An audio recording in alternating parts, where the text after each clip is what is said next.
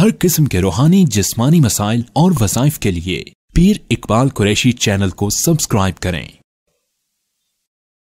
अला रसूलिहिल करीम अम्मा बाद फ़अऊज़ु बिल्लाहि मिनश शैतानिर रजीम बिस्मिल्लाहिर रहमानिर रहीम इज़ क़र्रबा क़ुरबानन फ़तुक़ुब्बिल मिन अहदिहिमा व लम युतक़ब्बल मिनल आख़र सदक़ल्लाहुल अज़ीम। कुर्बानी के मुताल्लिक़ दो चीज़ें बड़ी अहम हैं जो हर मुसलमान को याद रखनी चाहिए। एक, कुर्बानी क्या सिर्फ हम पर है मुसलमानों पर, या इससे पहले भी कुर्बानी उम्मतों पर थी?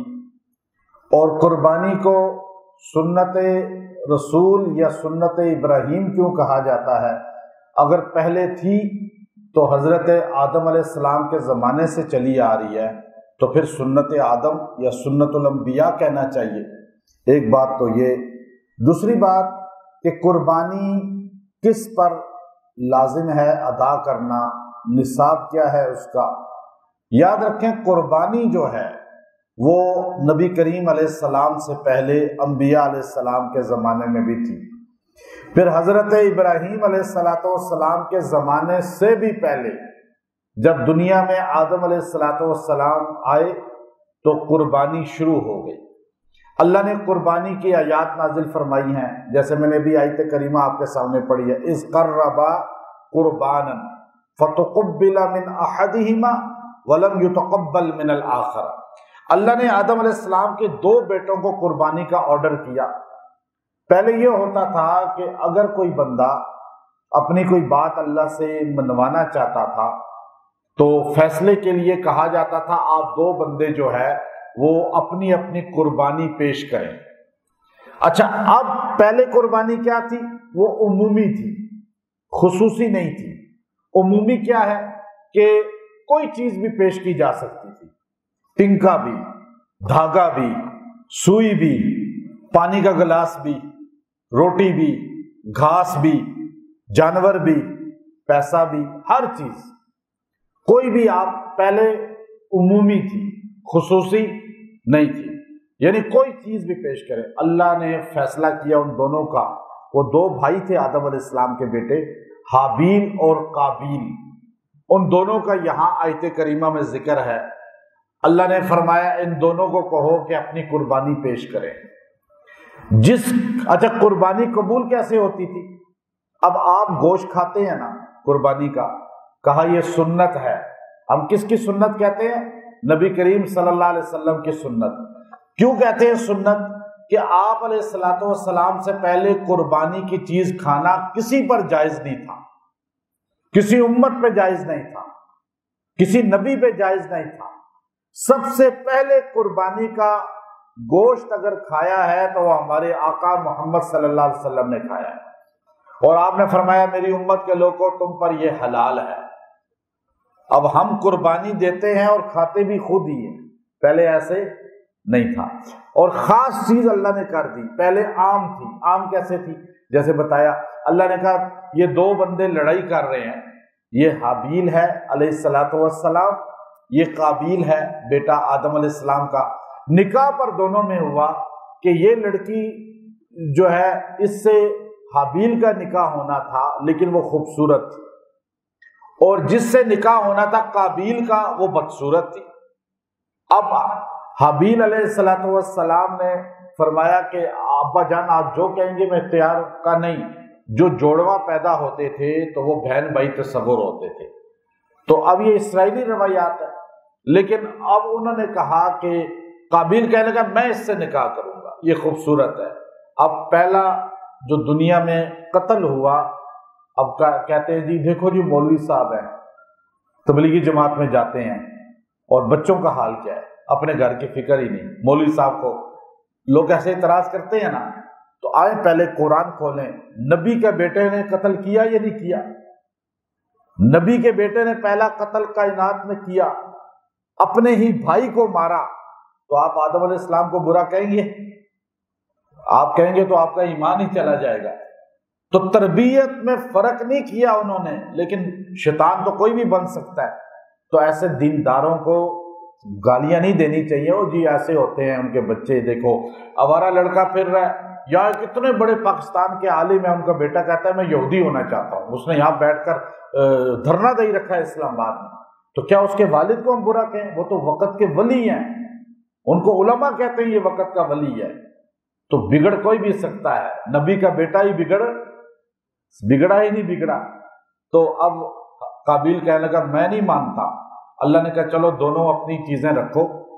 حابیل جو کام کرتے تھے وہ تھی ریوڑ، بکریاں، جانور پالتے تھے، اور جو قابیل کام کرتا تھا وہ کھیتی باڑی کا، تو اس نے گھاس لا کے رکھی قربانی، اذ قربا قربانا، وہ جو قرآن میں ذکر ہے قربان، وہاں گھاس رکھی، اور جو وہ دوسرے ہیں انہوں نے لا کے جو ہے نا بکری یا بھیڑ رکھ دی یا دمبا رکھ دیا۔ اب آسمان سے آگ آئی، یہ قربانی کی قبولیت کی نشانی ہوتی تھی، ورنہ اگر یہی آرڈر ہوتا قیامت تک تو ہمارے 90% لوگوں کی قربانی مردود ہو جاتی، پیسہ رشوت کا، چوری کا، زمینیں قبضے کر کے، لوگوں کو دھوکے دے کے، ادھر سے اتنا پیسہ لوگوں سے بٹورا اور ادھر حج کرنے چلا گیا، وہ لوگ بدوائیں دے رہے ہیں لوگوں سے قرضے کے نام پہ، بزنس کے نام پہ، لوگوں سے سوسائٹی کے نام پہ، ایسے ہوتا ہی نہیں ہوتا۔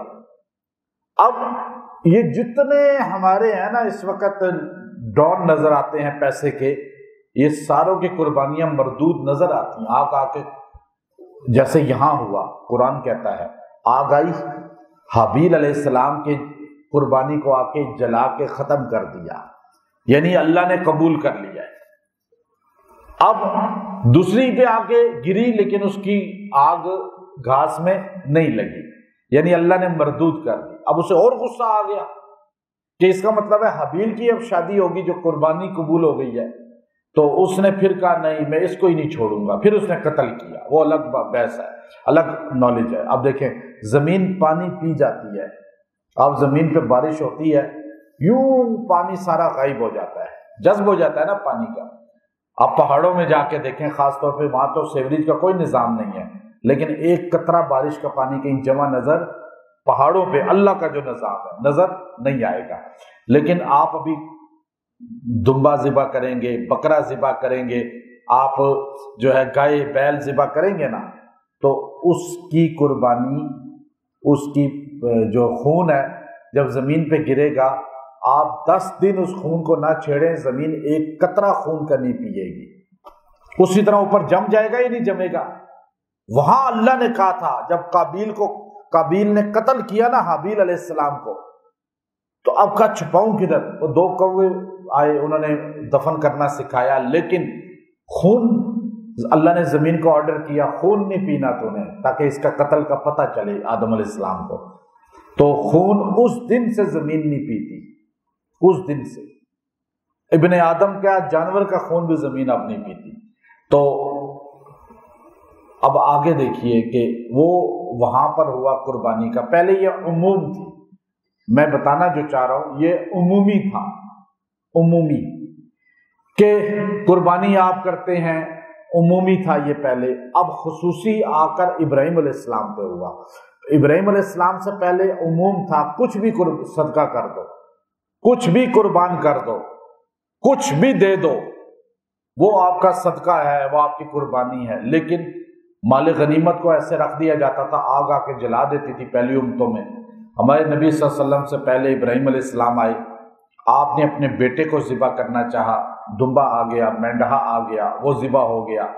اس کے بعد خاص ہو گیا کہ اب آپ نے جانور کتنے، ثمانیتا ازواج، من الضأن اثنین ومن المعز اثنین، 8 جانوروں کا ذکر کر دیا، جوڑے ہیں 8 کے، یعنی 4 جانور کا آپ ذبح کر سکتے ہیں، 4 ان کا جوڑا ملا کے 8 بنتا ہے۔ جیسے ویڑا جو ہے اور ویڑی، بھینس یا گائے اس میں آ جاتی ہے، اختلاف کرتے ہیں بھینس پہ، لیکن بھینس کر سکتے ہیں آپ، اونٹ اونٹنی کر سکتے ہیں آپ، بکرا بکری کر سکتے ہیں، دمبا دمبی اسی میں جو ہے نا شامل ہو جاتی ہے، تو آپ یہ کر سکتے ہیں قربانی میں۔ اب ابراہیم علیہ السلام پہ آ کے عموم ختم ہو گیا، کیا بھائی بندہ آج کہ جی میں مرغی ذبح کر دیتا ہوں، قربانی دے دیتا ہوں، میں کسی غریب کو کھانا کھلا دیتا ہوں، میں جو ہے کسی کو شادی کے پیسے دے دیتا ہوں، قربانی ہو جائے گی؟ نہیں نہیں، اب خاص ہو گیا ہے ابراہیم علیہ السلام کے بعد، اب یہ خاص قربانی دینی ہے صرف اسی چیز کی جو ابراہیم علیہ السلام نے دی اور ہمارے آقا محمد صلی اللہ علیہ وسلم نے بتا دی، بس۔ اب نہیں ہے کہ آپ جو ہے قربانی اپنی مرضی سے دیں، اور جی ہمارے بڑے بڑے ذہانت والے لوگ کہتے ہیں نہیں جی آپ کسی کو سمٹ دے دیں، کسی غریب کو گھر بن رہا ہے کسی کو راشن دے دیں، قربانی ہے نا، آپ نے نفس کو مارنا ہے۔ وہی وہ آدم علیہ السلام کے زمانے کی باتیں نہ کرو، آپ یہاں تو ہمیں کہتے ہیں مولوی آدم علیہ السلام کے زمانے کی باتیں کرتے ہیں، اور آپ کر رہے ہو آدم علیہ السلام کے زمانے کی باتیں، کہ آپ کہہ رہے ہو قربانی کی جگہ پیسے دے دو، نہیں، آپ نے ابراہیم علیہ السلام پہ آ کے خصوص ہو گیا۔ پھر حضرت جابر بن عبداللہ رضی اللہ تعالیٰ کی حدیث آ گئی، وہ فرماتے ہیں صحیح حدیث، فرمایا نبی محمد صلی اللہ علیہ وسلم 10 سال مدینہ میں رہے، قربانی کا حکم آنے کے بعد 10 سال ہمارے نبی نے ہر سال قربانی کی، ہر سال قربانی خالی نہیں کی ایک جانور کی، 10 سال ہمارے نبی نے 2 جانوروں کی قربانی کی، اور حج پہ آئے تو 63 اونٹوں کی قربانی کی۔ ہمارے نبی جب بکرے کی قربانی کرتے تھے 2 بکرے ہوتے تھے ہر سال، گھر میں روٹی نہیں ہے، آپ نے سنا نا حضور پیٹ پہ پتھر باندھتے تھے، آپ نے سنا کہ 3 مہینے گھر میں چولہا جلتا تھا؟ سارے بولیں نہیں جلتا تھا نا، تو پھر حضور پہ قربانی تھی فرض۔ آپ تو مسئلہ پوچھتے ہیں کہ جی گاڑی سے اترتے ہیں، سوٹ پہنا ہوتا ہے بہترین سا، گھر اپنا ہے، موبائل ہاتھ میں 1,80,000 کا رکھا ہوتا ہے، اور آ کے مولوی صاحب یہ بتائیں قربانی مجھ پہ فرض ہے یا نہیں ہے؟ یہ بات، اور پیٹ بھی بھرا ہوتا ہے، اور چاکلیٹیں بھی کھا رہے ہوتے ہیں، آئس کریم بھی کھا رہے ہوتے ہیں، بچوں کو شاپنگ بھی عید کی کرا رہے ہوتے ہیں، اور آگے پوچھتے کیا ہیں کہ قربانی ہم پہ۔ ہمارے آقا حضرت محمد صلی اللہ علیہ وسلم پیٹ پہ پتھر باندھ کے بھی قربانی کرتے تھے۔ یہ محبت کی چیز ہے، یہ محبت جس کو ہوگی نا ابراہیم علیہ السلام سے، اور جس کو محمد کریم صلی اللہ علیہ وسلم سے، وہ آ کے پوچھے گا نہیں، وہ اپنے دل سے پوچھے گا، مفتی سے نہیں پوچھے گا، مولانا سے نہیں پوچھے گا، وہ کس سے پوچھے گا؟ کہ میرے آقا جن کے نام پہ میں قربان ہونے کو تیار ہوں، لیکن ان کی سنت نہیں اپنا سکتا۔ بچوں کو شاپنگ کرانی ہے، ہاں آپ قربانی آپ پہ فرض نہیں ہے اگر آپ کے بچے شاپنگ نہیں کر رہے، نئے جوتے نئے کپڑے نہیں لے رہے۔ میں ایک آسان مسئلہ بتا رہا ہوں، آپ کے بچے نئے جوتے نئے کپڑے نہیں لے رہے، آپ پہ قربانی نہیں ہے۔ آپ کے گھر میں عید والے دن اتنا سا گوشت بھی کہیں سے نہیں آتا تو آپ پہ قربانی نہیں ہے، کیونکہ کوئی آپ کی غربت ہے، کوئی ہاتھ بھی نہیں ملانے کو تیار۔ تو ہمارے نبی نے تو غربت کی آخری سٹیج پہ جا کے بھی قربانی 10 سال کی ہے۔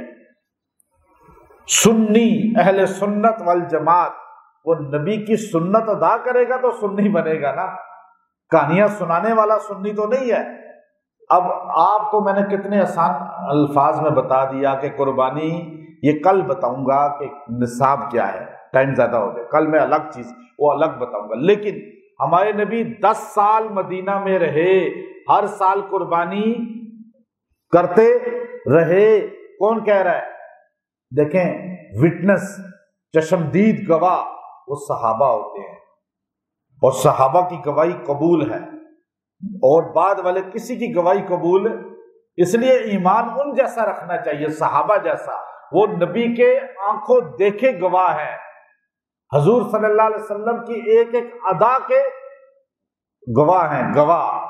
جابر بن عبداللہ روایت کرتے ہیں، میں نے آقا صلی اللہ علیہ وسلم کو دیکھا، 10 سال مدینہ گئے تو مدینہ رہے، آپ نے ہر سال 2 قربانیاں کی۔